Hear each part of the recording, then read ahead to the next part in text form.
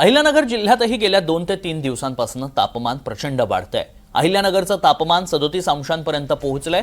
येत्या काळात हे तापमान 40 अंशांहून अधिक जाण्याची शक्यता आहे। त्यामुळे जिल्हा प्रशासनाच्या वतीनं नागरिकांना सतर्कतेचं आवाहन करण्यात आलंय। दुपारी 12 ते 3 या वेळेमध्ये घराबाहेर पडणं टाळावं असं आवाहन केलं गेलंय।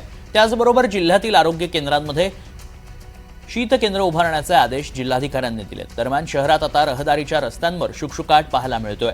वाहतूक देखील कमी झाली आहे। याचाच आढावा घेतला आमचे प्रतिनिधी प्रसाद शिंदे यांनी।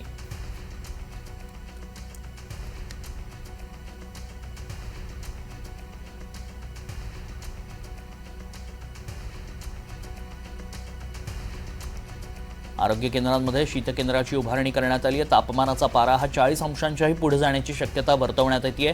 त्यामुळेच काळजी घ्या असं आवाहन केलं जात आहे। गरज असेल तरच घराबाहेर पडा, कारण सातत्यानं पुढचे काही दिवस हे तापमान चढच राहणार आहे। त्यामुळे गरमीचा त्रास होऊन आजारपण उद्भवण्याची शक्यता नाकारता येत नाही।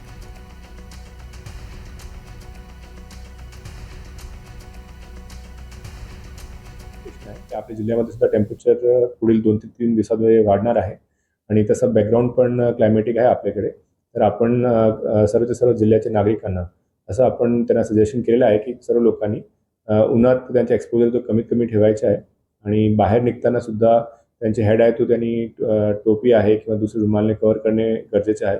प्लस सर्व लोकांनी बाहेर पडताना सुद्धा आणि अदरवाईज पण त्यांच्या सोबत पिण्याचे पाणी असेल किंवा दुसरं कोणतं लिक्विड असेल, ताक आहे किंवा दुसऱ्या प्रकारचे, ते त्यांनी जास्त कन्झ्युम केलं पाहिजे।